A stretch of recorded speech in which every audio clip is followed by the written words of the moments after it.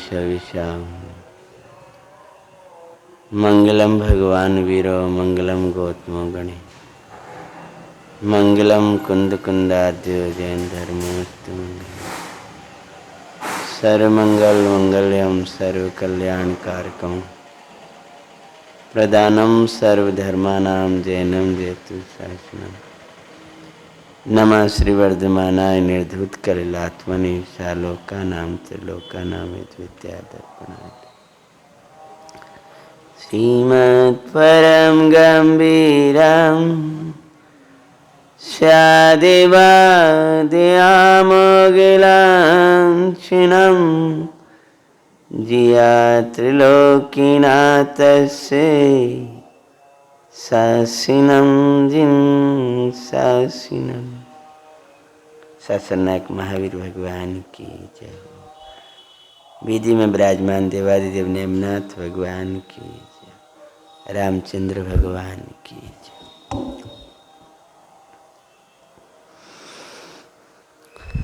जब तक भगवंत नहीं आए हैं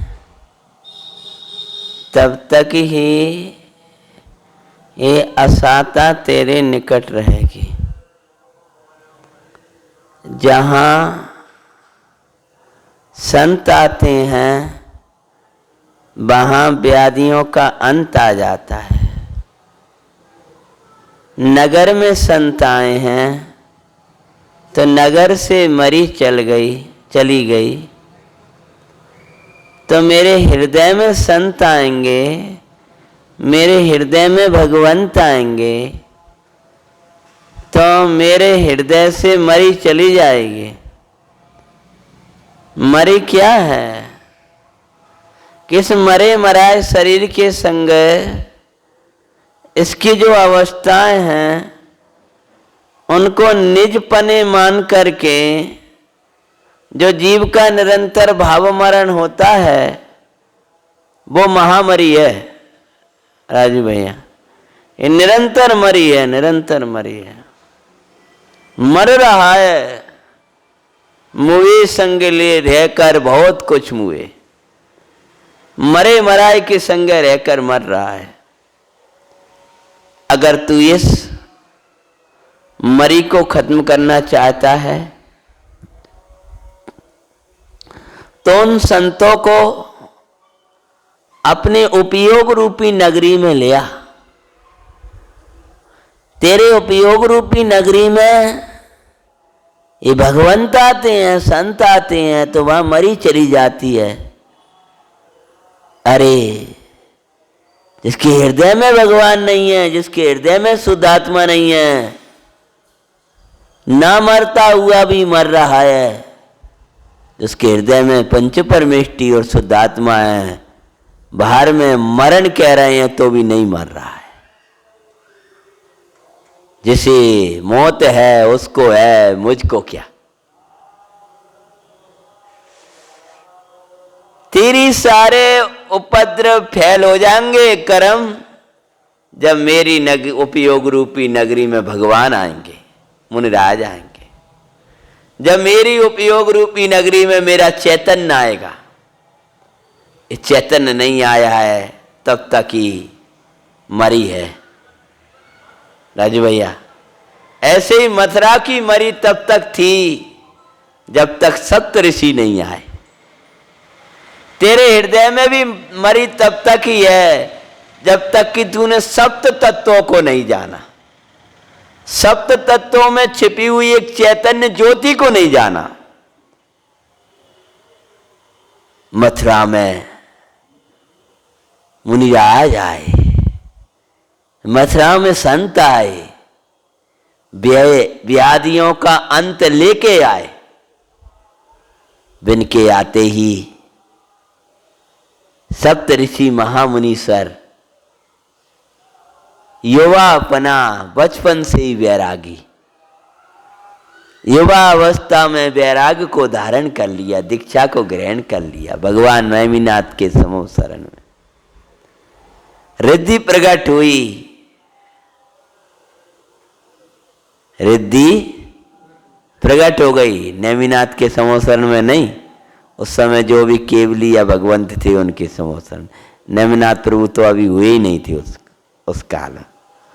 उस समय तो मुनि सोबत स्वामी का शासन था, पर मुनि सोबत स्वामी का शासन था लेकिन शासन काल था, भगवान के मोक्ष गमन का ही कथन है, क्योंकि वहाँ उनके बाद के केवलियों की कथा आती है पद्म पुराण में। मुनि सुवृत भगवान का राम जी से मिलन हुआ हो ऐसा कोई कथा नहीं आती। जैसे भगवान महावीर का शासन चल रहा है, ऐसी उस समय भगवान मुनि सुवृत नाथ का शासन था जिस समय रामचंद्र जी हुए। भगवान मुनि सुवृत के शासन काल में रामचंद्र जी हुए, समझ में है कि नहीं? मैंने मल्लीनाथ और मुनि सुवृत का जो बीच का शासन था ना, वो तो वहां तो ऐसे ही पहले आदिनाथ का शासन चलता रहा जब तक अजित भगवान को केवल ज्ञान नहीं हुआ। पर अजितनाथ का शासन तब तक चला संभवनाथ को केवल ज्ञान नहीं हुआ। उनका जितना काल है उसको लगा लो, आगम में मिलता है। ऐसे ही अभी भगवान महावीर का शासन काल चल रहा है जो कि महापद्म भगवान तक चलेगा, जब तक महापद्म भगवान को केवल ज्ञान नहीं होगा तब तक। तो और वैरागी वे सप्तऋषि महामुनि भगवान, जगत के उपकारी, मंगल विहार करते हुए कोई धन्य काल आ गया था, धन्य समय आ गया था, तो उनके चरण मथुरा में पड़ गए। मथुरा में पड़ते ही वहां मरी फैली हुई थी और वे आए हैं आकाश मार्ग से, आकाश मार्ग से आए हैं। मरी को मेटने वाले, ऐसे चैतन्य आकाश से आता है सम्यक्त मरी को मेटने वाला। नोट करती रहा करो, प्रश्न कैसे पूछोगे, अकेली कहानी का उत्तर तो सब दे देंगे। मरी को मेटने वाला सम्यक्त आता है। कहां से आता है? चैतन्य गगन से आता है। जैसे बरसात हुई, मुनीश्वर आए सप्तऋषि, ऐसे ही आनंद की वर्षा आई और सम्यक्त आया। सम्यक्त आया तो ये मरी मिट गई। क्या मरी मिट गई? मैं सुखी दुखी मैं रंग के राव। मुनि भगवान के आते ही, सप्तऋषि मुनीश्वर के आते ही मथुरा की मरी चली गई। आनंद भाई साहब तो मुनिराज पधार गए थे और उससे आगे अपन प्रारंभ करते हैं। ते सप्तऋषि मथुरा माई, चतुर योग चातुर योग मास थिर पाई, तिनके चरण प्रसाद रो, नष्ट भया सब सुख संयोग। मंगल राम जी मंगल राम पुराण, मंगल जीवन बने महान, सुनो जी मंगल में रामायण। अपने जीवन को धन्य बनाने का पुराण है। मुनिराज आए, तिनके चरण प्रसाद ही, तिनके चरण प्रसाद ही रोग, नष्ट भया सब सुख संयोग। मुनिराज के चरणों के प्रसाद से रोग चला गया। जो कुमार भाई साहब कैसे चला गया? जैसे स्वरूपा चरण के प्रसाद से भव रोग नष्ट हो जाता है। मुनिराज के चरण प्रसाद से रोग उसी प्रकार गया जैसे मुनिराजों का वंदनीय, भगवंतों का वंदनीय ऐसा जो अपना चैतन्य तत्व है, आविकारी तत्व है, निर्मल तत्व है, उस निर्मलानंद भगवान आत्मा की स्वरूपा चरण रूपी चरण के प्रसाद से ये भवरोग मिट जाता है। आपको कोई रोग तो नहीं है राजू भाई?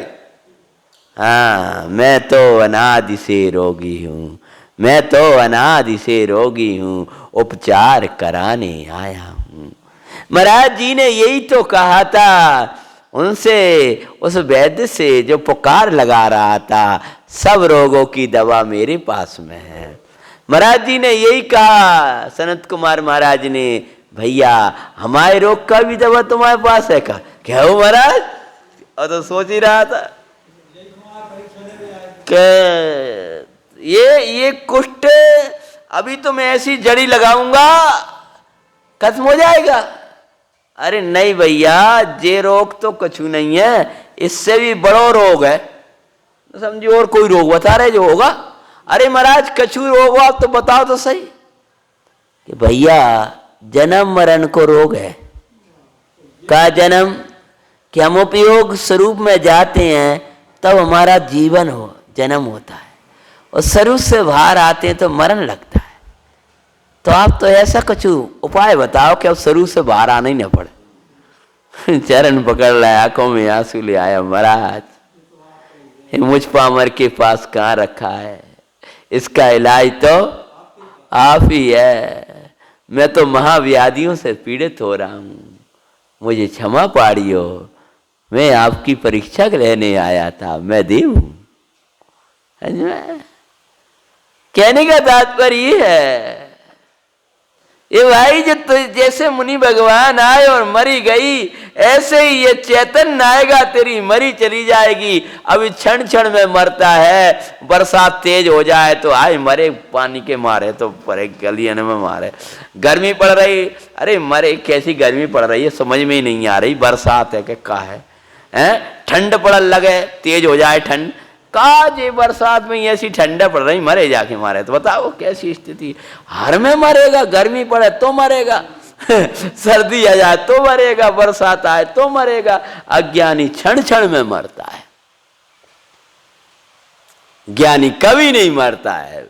वे तो मगन रहे ध्यानन में, वे तो मगन रहे ध्यानन में, जिनके पास में चैतन्य का प्रसाद है, चैतन्य का स्वरूपाचरण का वास है, वे कभी नहीं मरते हैं। हाँ भाई, जिनको मरी आएगी उसको मरी आएगी, मेरे चैतन्य को कभी मरी आने वाली नहीं है। मुनिराज आए और उनके चरणों के प्रसाद से मरी रोग चला गया। भाई कथा तो सब पढ़ लेते हैं, जो लोग सुनते हैं वो इसी के लिए सुनते हैं। इनमें छिपा हुआ अपने लिए सरल भाषा में कथा पुराण भी सुनने को मिल रहा है और समय सार भी सुनने को मिल रहा है। ये आध्यात्मिक जैन रामायण है। हाँ, इसके साथ में लगा है, इसमें अध्यात्म की है। अब तक बहुत सुनी रामायण रामचंद्र के नाम की, आज सुनाए तुम्हें रामायण तो मेरे आत्म राम की। बनारसी दास जी ने लिखी है आध्यात्मिक रामायण, सुनाएंगे कभी। मुनिराज सप्तऋषि आए, उनके मांगलिक चरण का प्रसाद, मुनिराज के चरण का प्रसाद का नाम ही सम्यक के उनके चरणों के प्रसाद से क्या होता है, सब रोग नष्ट हो गया। देश नगारे प्रजा सब सुखी, को कारण नहीं हो वे दुखी। वो मरी तो गई ही, उनकी दरिद्रता चली गई, उनकी धन संपत्ति बढ़ने लगी। चैतन्य के आते बाहर की मरी तो जाएगी, और चैतन्य की संपदा ज्यों ज्यों बढ़ती जाती है त्यों तो आनंद बढ़ता जाता है।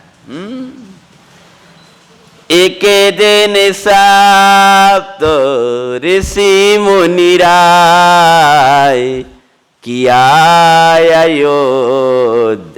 किया आहारे अयोध्या जाय। अरहत अयोध्या में, अभी बता रहा हूं कहानी। अरहत तिन दर्शन ये मथुरा गए, कुटुंब समेत व्रत सुन शत्रुघ्न राय। मथु दर्शनार्थ मथुरापुरी जा। मंगल राम मंगल राम पुराण, जीवन बने महान सुनो जी मंगल राम पुराण। क्या होता है राज भैया, इस बच्चे को बेटे आगे बैठोगे, अंकल के पास बैठ जाओ। हाँ वो तो बहुत पीछे बैठ जा, कोई बात नहीं, चलो हाँ ठीक। कहानी चल रही है, प्रसिद्धांत प्रवेश कर लूँगा। मैंने भैया से बोला था बच्चों को जरूर भेजा करो। क्या बनता है प्रसंग। 7 मुनि महाराज आए, रिद्धिधारी थे ध्रुव, तो मथुरा में मरी फैल रही थी, जैसे अपनी अभी कोरोना फैल रहा था ना, ऐसी भावी मरी फैली थी। वे महाराज जी आए और रोग चला गया, ऐसी कहानी चल रही है। मथुरा में राजा थे शत्रुघ्न। अब क्या होता है, लेकिन उन्होंने चतुर्मास किया था राजू भैया, कहाँ, मथुरा में, और हाल लेने गए कहाँ, अयोध्या में। अब भाई साहब ने कही थी गलती बोल गए तो हाँ चरण दीदारी थे। तो जो अयोध्या में हार लेने आए तो वहां अरहत दास सेठ थे, बड़े धर्मात्मा। कौन, जिस स्थान से वो अयोध्या में हार लेने आए थे, रामचंद्र जी का स्थान से तो गए नहीं, जहां भी जिधर हार लेने आ रहे थे नगर में, तो अरहत दास नाम का महाधर्मात्मा सम्यक दृष्टि सेठ। तो जैसे ही उनने उन सप्त ऋषि मुनिराज को देखा, देखते ही अंजलि लेके आए थे, देखते ही उसने विचार किया कि अरे मैं तो अपनी अयोध्या में रहने वाले सब मुनि संघ के दर्शन करके आया, और ये मुनि अचानक कहां से आ गए, अर्थात जिन आज्ञा का पालन नहीं करते हैं। मानो जिन आज्ञा में तो चतुर्मास में विहार नहीं कहा है, इनके मूल गुण में, अहिंसा नाम के मूल गुण में दोष लग रहा है, इसलिए ये मेरे वंदना के योग्य। हाँ, टोडरमल जी ने प्रशंसा करी कि वो सेठ का उसका इतना विवेक, मोक्ष मार्ग प्रकाशक में दिया। हाँ विवेक था, ये आंखन में आंसू आ गए। पहले तो लगा आहा अद्भुत दशा, अब वो तो मुनिराज है, भावलिंगी संत हैं, उनकी दशा देखी तो अद्भुत लगी, लेकिन सोचा ये मुनिराज को मैंने कभी दर्शन ही नहीं किए, बीच में मैं तो सब संग के दर्शन करके आया, और ये महाराज जी तो मुझे मिले ही नहीं। अब और समय तो शंका ये हो जाती है कि गहरे जंगल में होंगे, लेकिन अभी तो हम जहां जहां एक एक स्थान निश्चित है ना, जैसे पूर्णिमा के दिन महात्मा बताया था मैंने, गुरु पूर्णिमा का यही महात्मा है कि अब गुरु एक जगह मिल जाएंगे। बस यही जान के श्रावक महोत्सव मनाते थे कि अब हमें अभी जंगलों में खोजते थे, आज जाएं, कल तब तो बुला के आसो भाई साहब महाराज जी दर्शन करने चलें, दूसरे दिन तो पता ही नहीं 4 महीना को मिलेंगे, कितनी खुशी की बात है। तो उन्होंने शंका करी, तो उन्होंने हार नहीं दिया। तब हार उनके घर, उनने तो पड़गान नहीं किया, उनकी पुत्र वधू और अन्य कुछ श्रावकों ने महाराजों का पड़गान कर लिया, और पड़गान करने के बाद में वो हार लिए उन्होंने, और वो आकाश मार्ग से हाँ हार लिया। जैसे ही हार पूर्ण हुआ कि देवों ने हाँ पुष्प वर्षा करी, जय जय नाद होने लगा, जय जय नाद होने लगा इधर, और वो तो चले गए, उनको पता नहीं चला एक तो। अब वो आए उसी समय अयोध्या में जिन चैत्यालय था, पुष्पवृष्टि का याद नहीं है मुझे, लेकिन उसकी आगे कहानी बता रहा हूं मैं, कि अयोध्या में जिन मंदिर था, पहले मंदिरों को चैत्यालय ही बोलते थे, क्योंकि 3 लोक में, अधोलोक में कितने चैत्यालय, मध्य लोक में कितने चैत्यालय, चैत्यालय शब्द मिलता था। और आज प्रचलन में चैत्यालय शब्द उसके लिए है जो शिखर बिना का मंदिर है इसलिए मैं कई बार लिखवाता हूं ना अपने मंदिर के लिए, जिन चैत्याल, नेमिनाथ जिन चैत्याल है, समझ गए ना। तो आज की जो प्रचलित रूढ़ी है उसके अनुसार बिना शिखर का भी मंदिर है, उसको क्या कहेंगे, उसको चैत्यालय बोलते हैं। और तारण समाज में तो बड़ी विचित्रता ही है, वे तो जिनवाणी विराजमान करते हैं उसको कहते हैं चैत्यालय, जबकि वहां पर विद्वान लोग कहते हैं कि चैत्य का अर्थ तो जिन प्रतिमा है, जिन प्रतिमा का आलय उसका नाम है चैत्यालय। चलो अपन विषय पे आते हैं। क्या हुआ, हार लिया और चले आए। अब उसी समय वो नगर में मुनिराज भगवान के दर्शन करने के लिए गए, तो वहां के जो प्रसिद्ध आचार्य महाराज, उनने देखा हो आज हमारे भाग्य से चारण रिद्धि मुनि आए, जिनका वर्णन हमने शास्त्र विषय ही पढ़ा था, आज उनको हमने साक्षात देखा। तो उन्हें संग सहित उनके दर्शन करे और दर्शन करके बड़े प्रसन्न हुए। उसके बाद में वे तो उस समय तो वैसे ही गए थे, फिर आकाश मार्ग से विहार कर गए। अरहदास सेठ मुनराज के आचार्य महाराज के दर्शन को गए। महाराज कहा, बोले सेठ आज तुमने सप्तऋषियों के दर्शन नहीं किए? सप्तऋषि? हाँ महाराज, कुछ सात मुनिराज आए थे मेरी नगर में, मेरे घर की ओर आए थे, मैंने यार नहीं दिया महाराज, वे तो अपने आया ही नहीं। अरे सेठ अवसर को दिया, तुम्हारे घर निधि आई और तो हार न दे पाए। बेरिद्धिधारी मुनिराज थे सप्तऋषि, जिन्होंने कहा चतुर्मास किया है, मथुरा में किया है। और रिद्धि का ऐसा प्रताप होता है कि आकाश से आते हैं और उनकी रिद्धि के प्रताप से उनको कोई जीव की विराधना नहीं होती है, ऐसा उनका योग होता है। इसीलिए वो एक जगह चतुर्मास करते हैं और जगह जगह जाकर हार लेते हैं। वे भी जमीन से विहार नहीं करेंगे, समझ गए राजू भाई? क्यों? जमीन कैसी हो जाती है? गीली हो जाती है, जीव जंतु युक्त हो जाती है। अब तुम कह लो महाराज चतुर्मास में भी महाराज बिहार कर गए थे, तो तुम आकाश से बिहार कर सको तो तुम भी चले जाओ ऐसी तुम्हारे पास रिद्धि है तो तुम कर लो, लेकिन वो रिद्धि उन्हीं के पास होती है और उनके निमित्त से कोई जीव की विराधना नहीं होती। अरे सेठ वे तो चारण रिद्धिधारी थे। ओहो बड़ा दुख हुआ, खेदित होकर के वे उन्होंने उसी दिन मथुरा के लिए चल दिया। कौन ने? हाँ, अरे नहीं मैं तो अब दर्शन करूंगा। कहाँ अयोध्या, कहाँ मथुरा? जी आई। और चलते चलते मथुरा गए और जाकर क्षमा याचना करी, प्रभु मुझ पापी से बड़ा अपराध हो गया, आप मुझ पापी की कुटिया पधारे और मैं आपको हार न दे पाया, मेरे से प्रभु बड़ा अपराध हो गया, धिक्कार है मेरा, मैंने क्या किया, मैं आपको पहचान न पाया। मुनिराज प्रशंसा करते हुए कहते हैं, सेठ तुम्हारा विवेक धन्य है इसका नाम है मुनि दिगंबर।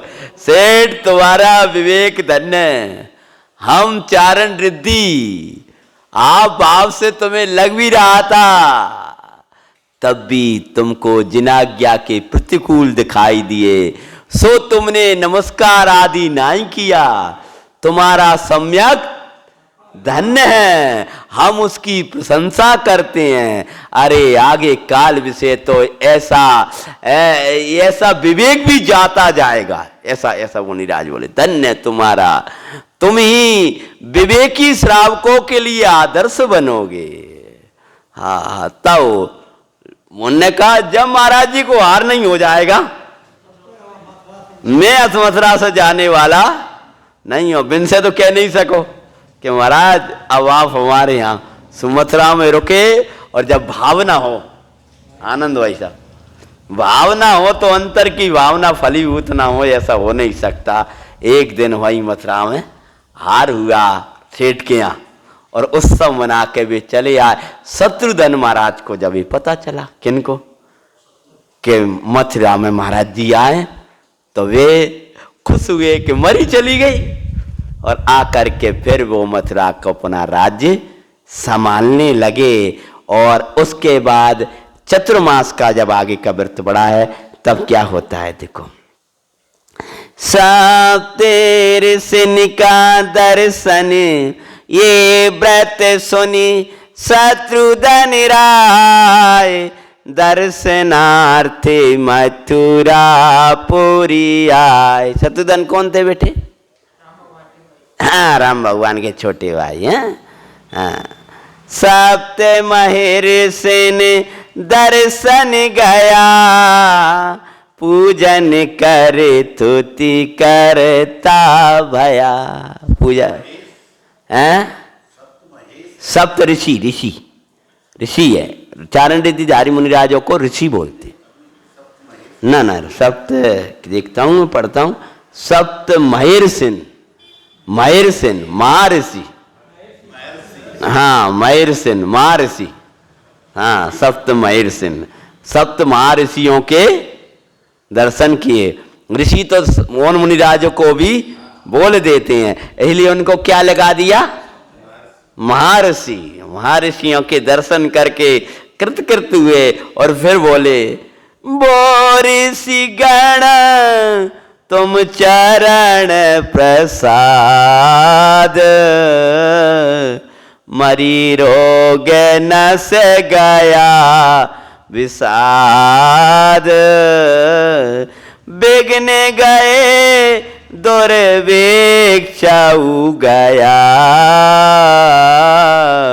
सब दिश आनंद मंगल थया,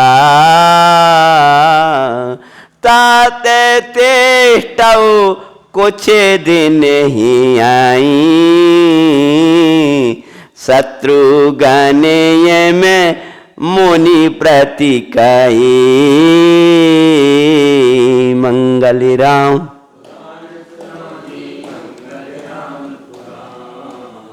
जीवन बनी महान सुनो जी। शत्रुघ्न गए, वहां रहने लगे, बड़ी प्रशंसा हुई। और उसके ये तो संक्षेप है ना, तो जल्दी जल्दी उस पुराण को पूरा किया है। फिर पुनः चतुर्मास पूरा हो गया। राज भैया, जब चतुर्मास पूरा हुआ है तब शत्रुघ्न महाराज जी के पास जाते हैं कि हे महाराज जी, क्या बोले हैं? बोरिषि गण तुम चरण प्रसाद, मरी रोग नस गया विषाद। महाराज, चारों तरफ मरी फैली थी, आप श्री के चरण, आप श्री पधारे, ये मरी रोग चला गया।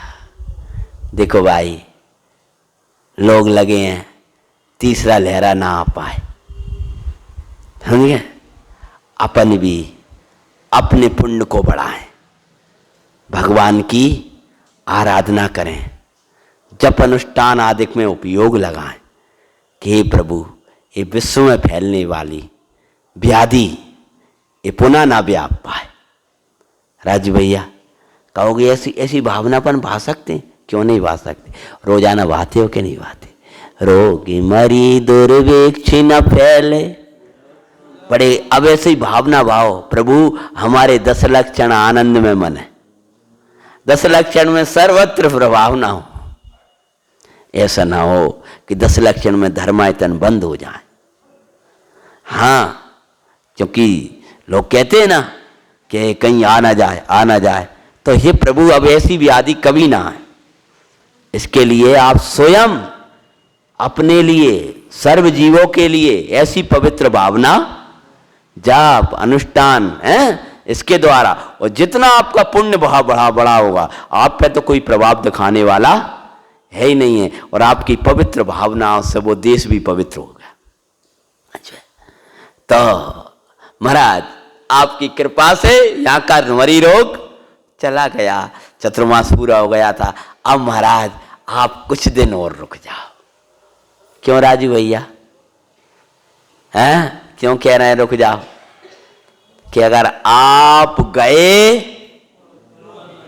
फिर आई कोरोना, आज की बात है वही है। हाँ, फिर वो मरी आई, महाराज आपकी कृपा से ही भय रोक गया है। आप ही महान हो प्रभु, इसलिए आप तो सबके प्रति दया रखने वाले हो, दयालु हो ना प्रभु। इसलिए मेरे देश पर कृपा करो, आप कुछ दिन और रुक जाओ। कहाँ? मथुरा के लिए।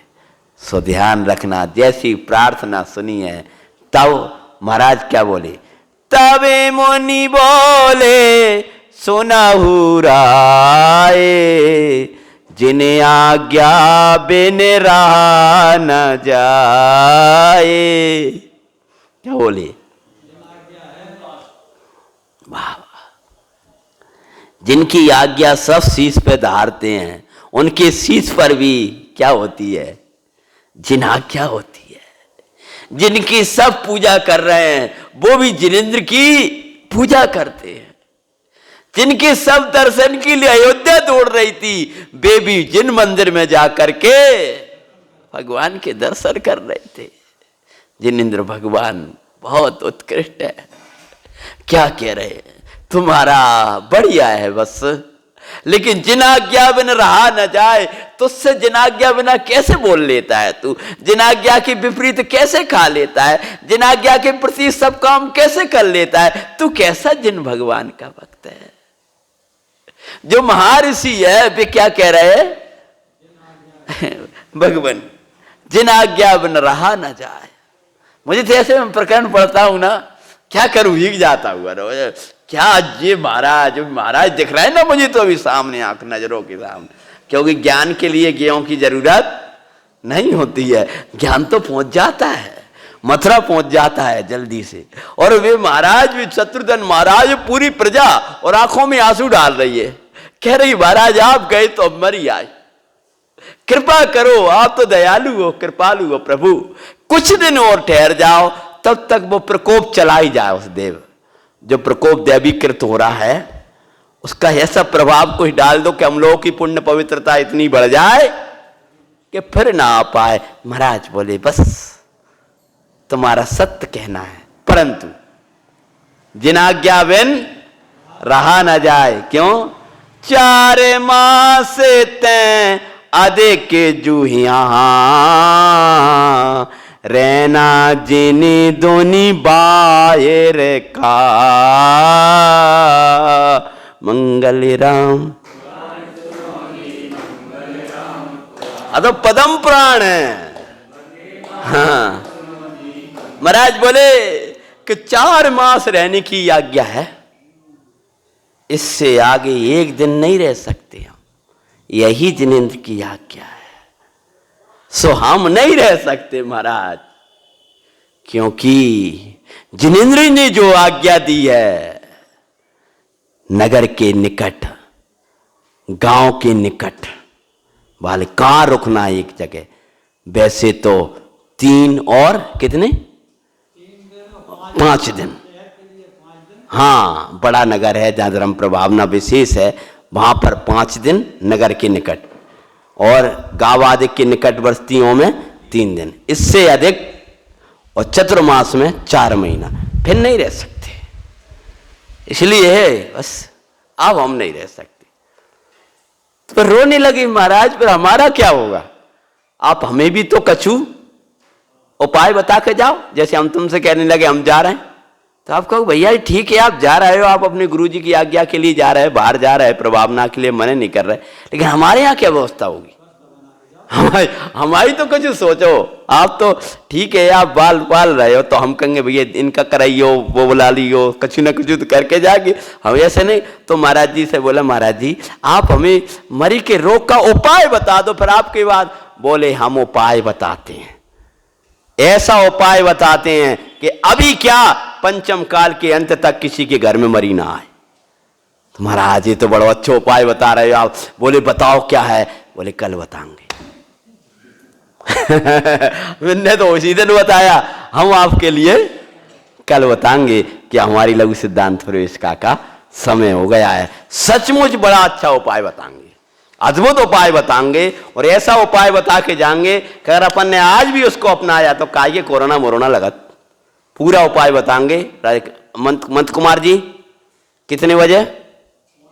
7:45 बजे कोरोना की लहर ना आ पाए उसका उपाय बताऊं।